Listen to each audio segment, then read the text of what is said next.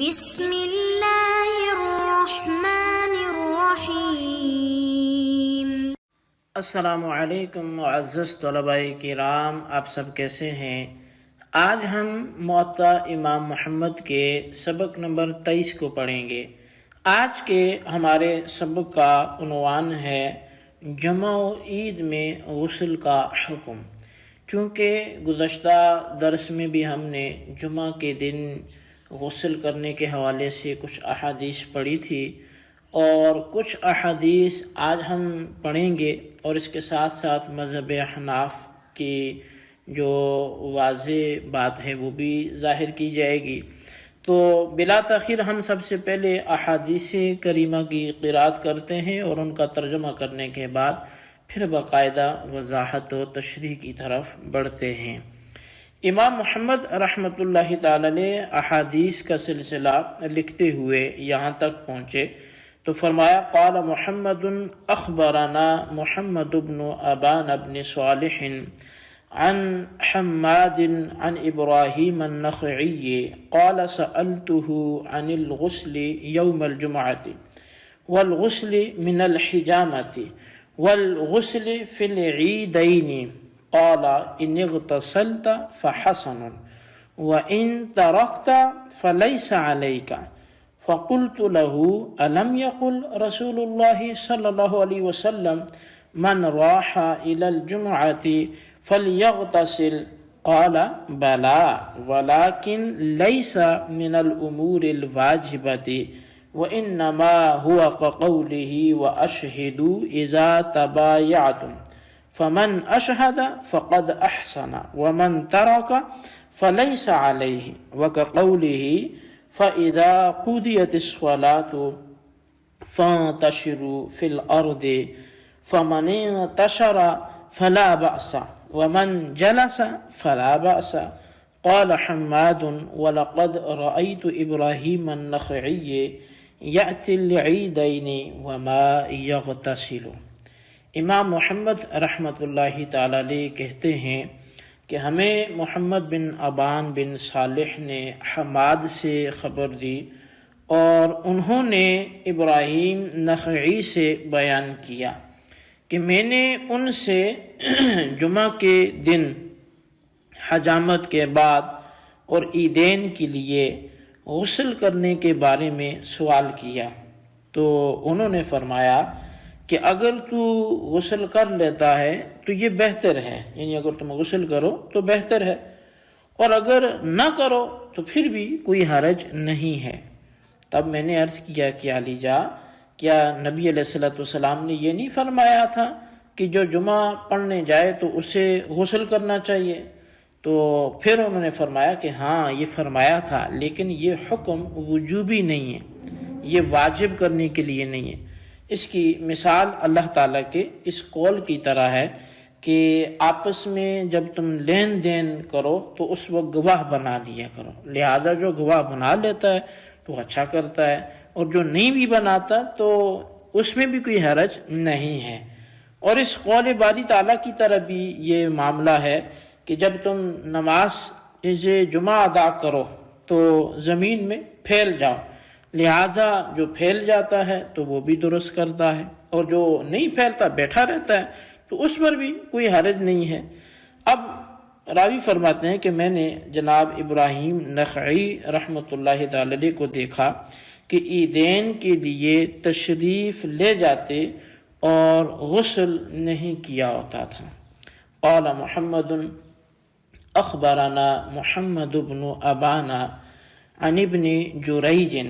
عن عطاء ابن ابی رباح قال كنا جلوسا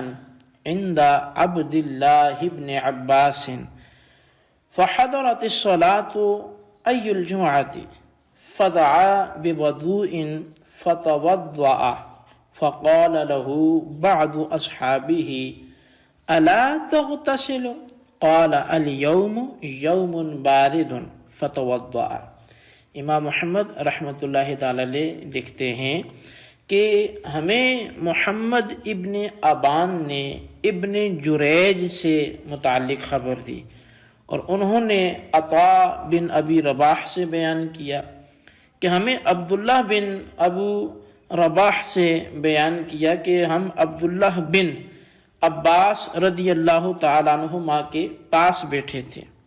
تو اتنے میں نماز کا وقت ہو گیا، تو انہوں نے پانی منگوا کر وضو کیا۔ اب اس پر ان کے اصحاب میں سے، ان کے ساتھیوں میں سے کسی ساتھی نے یہ سوال کیا کہ کیا آپ غسل نہیں فرمائیں گے؟ تو حضرت عبداللہ بن عباس رضی اللہ تعالی عنہما نے جواب دیا کہ آج سردی ہے، آج دن جو ہے وہ ٹھنڈا دن ہے، یعنی سردی ہے، لہٰذا آپ نے وضو پر ہی اکتفا کیا، غسل نہیں کیا۔ قال محمد اخبرنا سلام بن سلیم الخنفی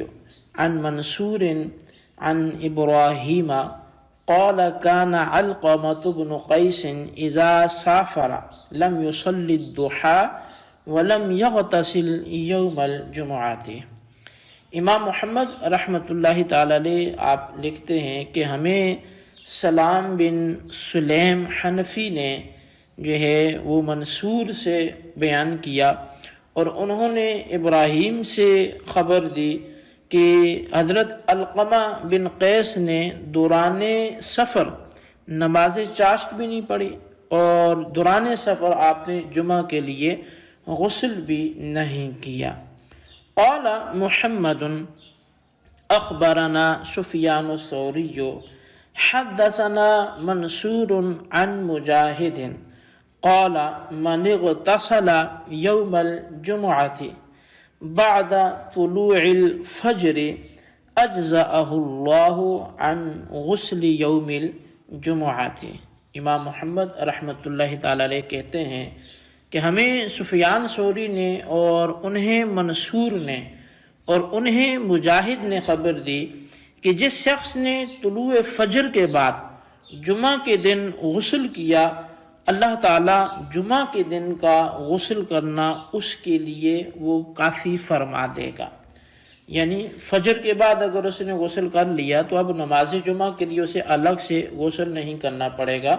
بلکہ وہ جو فجر میں کر چکا تھا تو وہی غسل اس کی نماز جمعہ والا غسل بھی ہو جائے گا، بھلے وہ سنت کی حیثیت سے لیا جائے یا وجوب کی حیثیت سے لیا جائے۔ قال محمد اخبرنا عباد بن عوام اخبرنا يحيى بن سعيد عن عمرة عن عائشة قالت كان الناس عمال أنفسهم فكانوا يروحون إلى الجمعة بهيئتهم فكان يقال لهم لو اغتسلتم لكان حسنا۔ یہاں پر امام محمد رحمۃ اللہ تعالی علیہ وہ بیان فرماتے ہیں کہ ہمیں عباد بن عوام نے خبر دی اور انہیں یحییٰ بن سعید نے عمرہ، اور انہوں نے سیدہ عائشہ صدیقہ رضی اللہ تعالیٰ عنہ سے روایت کی۔ آپ فرماتی ہیں کہ لوگ اپنے کام میں مصروف ہوتے، پھر اسی دوران انہی کپڑوں میں بغیر غسل کیے وہ جمعہ پڑھنے آ جاتے، تو انہیں کہا گیا کہ اگر تم غسل کر لیا کرو تو یہ تمہارے لیے بہتر ہوگا۔ اب یہ ایک طویل احادیث کا سلسلہ تھا جو یہاں پہ آ کے مکمل ہوا، جبکہ امام محمد رحمۃ اللہ تعالی علیہ اپنا نظریہ وہ پیچھے بیان کر آئے، جیسے ہم نے گزشتہ درس میں وہ بیان بھی کیا کہ الغسل افضل یوم الجمعۃ ولیس بواجب وفی ھذا آثار کثیرۃ، کہ جس میں انہوں نے فرمایا کہ جمعے کے دن جو غسل کرنا ہے یہ افضل عمل ہے اور یہ واجب نہیں ہے، اور اس کی افضلیت پر اور عدم وجوب پر کثیر آثار ہیں جو کہ آپ نے دو دروس میں مختلف احادیث اور آثار کی صورت میں سماعت بھی کیے، پڑھ بھی لیے۔ تو بہرحال اب امام محمد رحمۃ اللہ تعالی علیہ نے اس باب میں کچھ احادیث تو ایسی ذکر فرمائی ہیں کہ جن میں جمعہ کے دن غسل کا وجوب اور لزوم موجود ہے۔ ان احادیث کو دیکھیں تو یہ لگتا ہے کہ شاید جمعہ کے دن غسل کرنا یہ واجب ہے، لازم ہے، اور دوسری جانب کچھ ایسی احادیث بھی آپ نے اس باب میں ذکر فرمائی ہیں کہ جن میں جمعہ کے دن غسل کرنے کو بہتر اور افضل کا درجہ دیا گیا ہے، اچھا کہا گیا ہے، البتہ وجوب کے قائل نہیں رہے۔ اب ان کے بعد امام محمد رحمۃ اللہ تعالی علیہ نے پھر اپنا احناف کا مسلک ذکر کیا کہ بروز جمعہ غسل کرنا یہ افضل ہے، بہتر ہے، لیکن واجب و فرض نہیں ہے۔ اس کی تائید میں انہوں نے قرآن کریم کی 2 آیات میں موجود صیغہ امر سے استدلال کیا جو حضرت ابراہیم نخعی رحمۃ اللہ تعالی علیہ نے استدلال کیا، اور اس کو امام محمد نے یہاں پر ذکر کیا کہ دیکھیں اللہ تبارک و تعالی نے جمعہ والے دن کے لیے فرمایا کہ جب نماز مکمل ہو جائے تو فانتشروا فی الارض وابتغوا من فضل اللہ، کہ تم زمین میں پھیل جاؤ اور اللہ کا فضل تلاش کرو۔ تو اب اگر کوئی اللہ کا فضل تلاش کرتا ہے تو بھی ٹھیک ہے، نہیں کرتا تو بھی ٹھیک ہے، تو مطلب امر ہونے کے باوجود وہ وجوب کے لیے نہیں ہے، وہ ایک اچھی صورت ہے۔ اسی طرح جب تم خرید و فروخت کرو تو گواہ بنا لیا کرو۔ اب اگر کوئی گواہ نہیں بنائے گا تو اس کا کیا مطلب ہے کہ اس کا عقد ہی نہیں ہوگا؟ کیا خرید و فروخت کی جائز نہیں ہوگی؟ کیا وہ بیع ان کی تام نہیں ہوگی؟ جبکہ ایسا تو نہیں ہے، تو گواہ بنائے گا تو اچھا ہے، نہیں بنائے گا تو بھی کوئی حرج نہیں۔ تو جیسے وہاں پر یہ لزومی نہیں تھا، وجوبی نہیں تھا، ایسے ہی جن آثار میں یہ بولا گیا کہ تم غسل کر لیا کر جمعہ والے دن، تو یہ وجوبی اور لزومی نہیں ہے بلکہ یہ استحبابی ہے۔ اچھا، اب بعض حضرات کا یہ کہنا ہے کہ جمعہ کا جو غسل ہے یہ ابتدائے اسلام میں واجب بھی تھا، کیونکہ ان دنوں مسجد نبوی بہت چھوٹی ہوتی تھی اور صحابہ کرام کے جو مالی حالات تھے وہ بھی آسودہ حال نہ تھے، اچھے نہ تھے، اس لیے وہ محنت اور مزدوری کے کپڑوں میں ہی نماز جمعہ پڑھنے آ جایا کرتے۔ اب جب مسجد کی توسیع ہوئی اور مالی غنیمت وغیرہ سے صحابہ کرام کی جو احوال ہیں وہ بھی پہلے سے مالی اعتبار سے بہتر ہو گئے، تو پھر اس وجوب کو استحباب میں تبدیل کر لیا گیا۔ اب اس منظر کو مشکات شریف میں بھی بیان کیا گیا، باب الغسل المسنون میں جو وہاں ذکر کیا گیا حضرت اکرمہ رضی اللہ تعالیٰ عنہ کے حوالے سے کہ وہ بیان کرتے ہیں کہ کچھ عراقی لوگ حضرت عبداللہ بن عباس رضی اللہ تعالیٰ عنہما کے پاس آ کر وہ سوال کرنے لگے، یعنی پوچھنے لگے کہ کیا جمعہ کے دن غسل کرنا واجب ہے؟ تو اب یہی سوال وہاں جب ہوا تو حضرت عبداللہ بن عباس رضی اللہ تعالیٰ عنہما نے فرمایا نہیں، ایسا کرنا بہتر ہے اور زیادہ صفائی کا حامل ہے، لیکن واجب نہیں ہے، اور جس نے غسل نہ کیا اس نے کسی واجب کا ترک نہیں کیا۔ اب آپ نے فرمایا کہ میں تمہیں بتاتا ہوں کہ یہ غسل کیوں کر شروع ہوا۔ فرمایا لوگ محنتی تھے، انہی کپڑے پہنتے تھے، اپنی پشتوں پر کام کیا کرتے تھے، اور مسجد بہت تنگ اور نیچی چھت والی تھی، تو وہ صرف ایک چھپری سی تھی، اور حضور علیہ السلام ایک گرم دن میں باہر تشریف لائے تو لوگ انہی کپڑوں میں پسینے میں شرابور تھے، اور ان سے اٹھنے والی بدبو سے کچھ لوگوں کو اذیت بھی ہوئی۔ تو نبی علیہ السلام نے جب یہ ملاحظہ فرمایا تو تب آپ نے فرمایا کہ لوگوں جمعہ کا دن آئے تو تم غسل کر لیا کرو، اور تیل اور خوشبو جو ملے وہ بھی لگا لیا کرو۔ اب حضرت عبداللہ بن عباس رضی اللہ تعالیٰ عنہ کہتے ہیں کہ پھر اللہ تعالیٰ نے آسودہ حالی عطا فرمائی، صحابہ کرام نے انہی کپڑے ترک کر دیے، اور کچھ کام کاج بھی کم ہو گیا، مسجد بھی وسیع ہوگی۔ اب وہ بدبو جس سے بعض کو اذیت ہوتی تھی وہ ختم ہوگی، جس کے بعد غسل کا وجوب بھی استحباب میں تبدیل ہو گیا۔ تو بہرحال یہ غسل جمعہ کا جو تھا اس کا حاصل یہ ہوا کہ وہ مسنون ہے، وہ مستحب ہے، درجہ وجوب میں نہیں ہے۔ عیدین کے حوالے سے باب الاغتسال یوم العیدین، عیدین کے دن غسل کرنے کے حوالے سے باب ہے۔ اخبرنا مالک حدثنا نافع ان ابن عمر کان یغتسل قبل ان یغدو الی العید، فرمایا کہ ہمیں امام مالک نے انہیں نافع نے خبر دی کہ حضرت ابن عمر رضی اللہ تعالیٰ عنہ عید کے دن لوگوں کے عید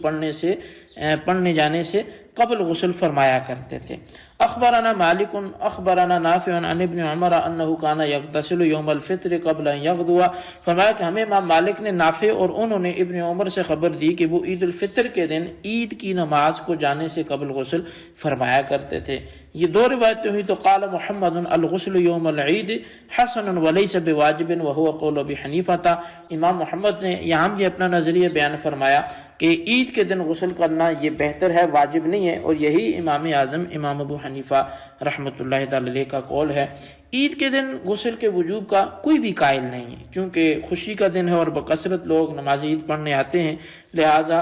نمازی کی صفائی و نظافت جتنی ہو سکے بہتر ہے۔ یہی وجہ ہے کہ صحابہ کرام نے خود تو اس دن غسل کیا لیکن حکم نہیں دیا۔ تو بہرحال جی یہ ہمارے آج کے سبق کی عبارت ترجمہ وضاحت، اس کو آپ اچھی طرح سمجھیں، اس کے خلاصے کو اپنے رجسٹر پر لکھیں، بالخصوص ان سوالات کے جوابات دیں۔ سوال نمبر 1 یہ ہے کہ احناف کے ہاں جمعے کے دن غسل کرنا فرض ہے یا واجب، کیا ہے تحریر کریں۔ اور سوال نمبر 2 یہ ہے کہ عید کا غسل کرنا یہ درجہ فرضیت میں ہے یا کیا ہے، عند الاحناف مذہب بیان کریں۔ اللہ تبارک و تعالیٰ سے دعا ہے جو کچھ ہم نے پڑھا سنا سے یاد رکھنے کی توفیق نصیب فرمائے، آمین بجاہ النبی الامین صلی اللہ علیہ وسلم۔